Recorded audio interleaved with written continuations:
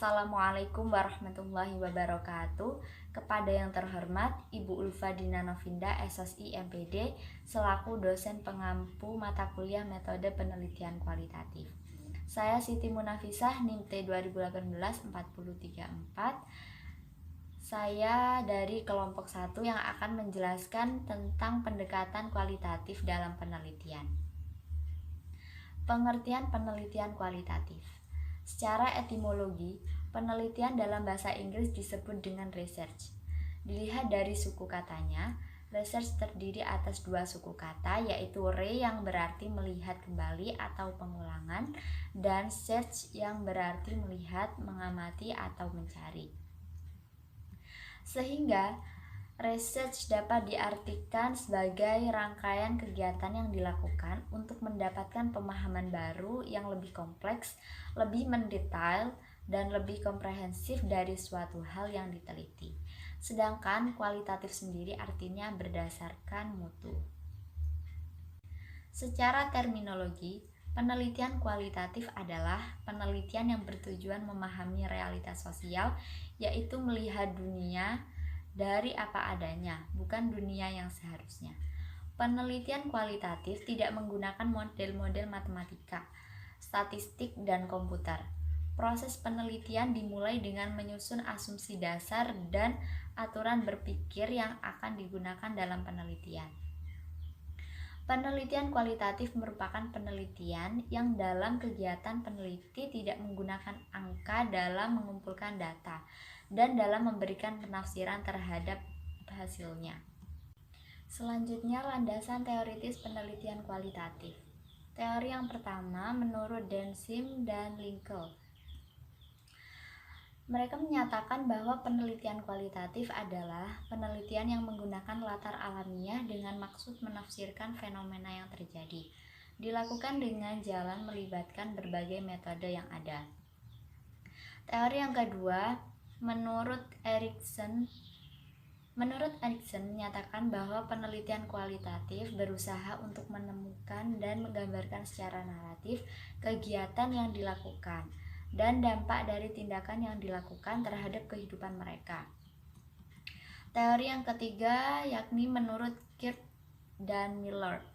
Mereka mendefinisikan bahwa penelitian kualitatif adalah tradisi tertentu dalam ilmu pengetahuan sosial yang secara fundamental bergantung dari pengamatan pada manusia, baik dalam kawasannya maupun dalam peristilahannya.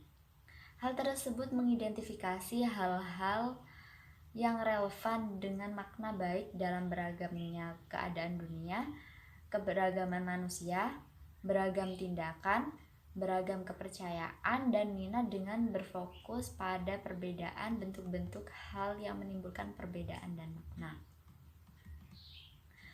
Teori yang keempat yakni menurut Lexi J. Mulong.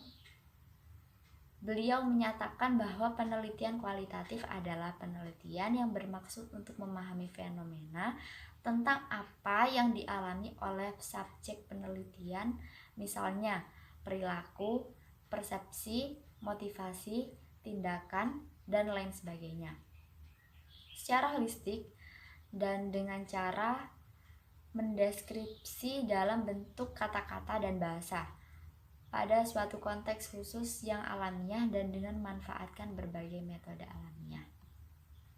Nah, dari beberapa pendapat ahli tadi, maka dapat disimpulkan bahwa penelitian kualitatif adalah pengumpulan data pada suatu latar alamiah dengan maksud menafsirkan fenomena yang terjadi, di mana peneliti adalah sebagai instrumen kunci. Pengambilan sampel sumber data dilakukan secara purposif dan snowball. Teknik pengumpulan dengan triangulasi atau gabungan analisis data bersifat induktif atau kualitatif, dan hasil penelitian kualitatif lebih menekankan makna daripada generalisasi. Terima kasih. Wassalamualaikum warahmatullahi wabarakatuh. Perkenalkan, nama saya Siti Miftahur Rohmah, NIM T 2018-4022. Saya di sini sebagai presentator kedua akan mempresentasikan tentang perbedaan penelitian kualitatif dan kuantitatif. Adapun perbedaan di antara keduanya yaitu meliputi beberapa aspek. Yang pertama desain, yang kedua adalah tujuan, yang ketiga teknik penelitian, yang keempat instrumen penelitian, yang kelima data, dan yang terakhir adalah sampel. Dan adapun etika-etika saat melakukan penelitian kualitatif. Yang pertama yaitu menjalin hubungan kerjasama kolaborasi berkomitmen, yaitu antara peneliti satu dan yang lainnya itu melakukan sebuah kerjasama, tidak berjalan sendiri-sendiri. Dan yang kedua adanya izin atau persetujuan yang benar-benar dilakukan sesuai dengan kebutuhan privasi kerahasiaan. Yang ketiga terbuka, langsung, dan jujur.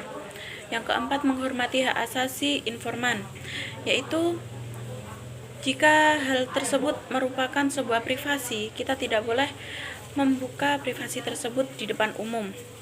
Yang kelima, pembiayaan dan riset benar dilakukan sesuai dengan proposal. Baik, sekian, terima kasih. Jika ada kesalahan saya mohon maaf. Assalamualaikum warahmatullahi wabarakatuh. Perkenalkan, nama saya Sofi Sintanuria, NIM T 2018-4020.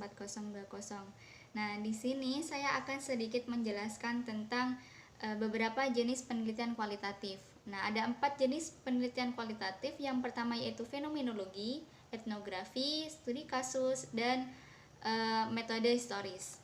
Nah, yang pertama, jenis metode penelitian kualitatif yang pertama yaitu fenomenologi. Kata fenomenologi berasal dari kata Yunani phenomenon yang berarti penampakan diri dan logos yang berarti akal. Nah, studi kasus itu merupakan penelitian yang mengkhususkan pada fenomena dan realitas yang tampak untuk mengkaji penjelasan di dalamnya. Contohnya seperti konsep penelitian fenomena tentang menjadi seorang ayah.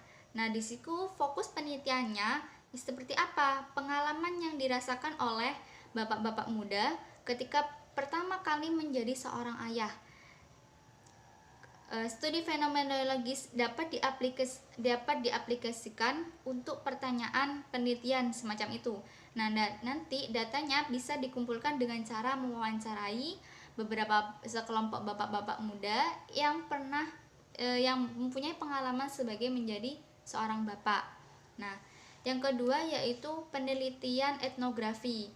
Penelitian etnografi itu merupakan penelitian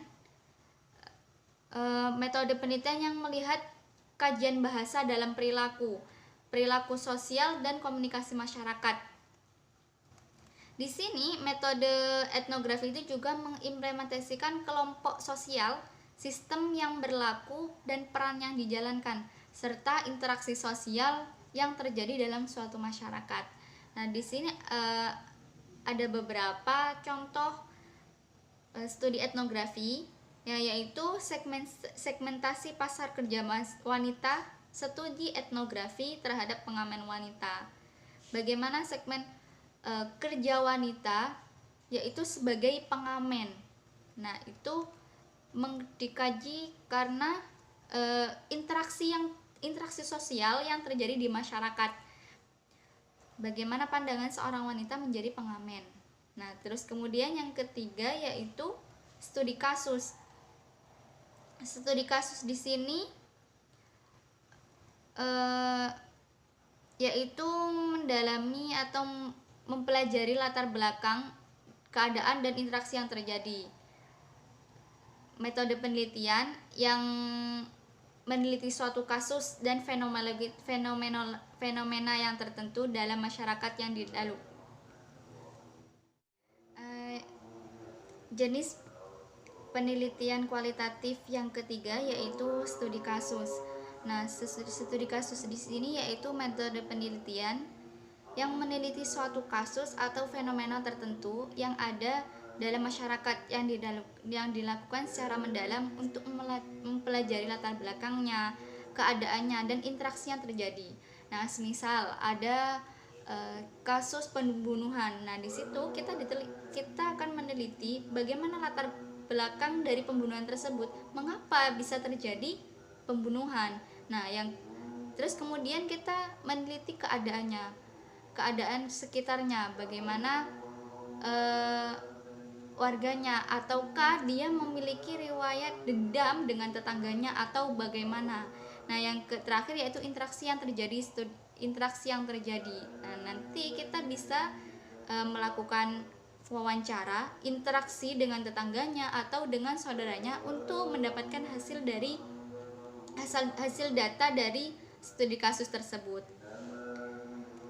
Nah, yang terakhir yaitu metode historis. Nah, metode historis yaitu penelitian yang memiliki fokus penelitian yang berupa peristiwa-peristiwa yang sudah berlalu dan melakukan rekonstruksi masa lalu dengan sumber data atau saksi sejarah yang masih ada hingga saat ini.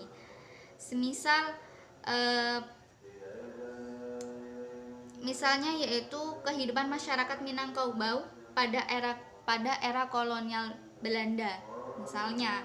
Nah, di situ bagaimana kehidupannya orang Minangkabau? Pasti masih ada orang-orang terdahulu yang masih hingga saat ini itu masih hidup.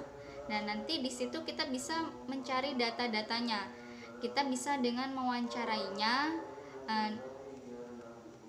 sebagai sumber dari data tersebut, sebagai sumber dari penelitian tersebut. Nah, jadi itu ada 4 jenis penelitian kualitatif. Kurang lebihnya saya mohon maaf yang sebesar-besarnya apabila kelompok kami dalam menjelaskan ada beberapa banyak hal yang masih kurang kita pahami. Jadi kami mohon maaf yang sebesar-besarnya. Wassalamualaikum warahmatullahi wabarakatuh.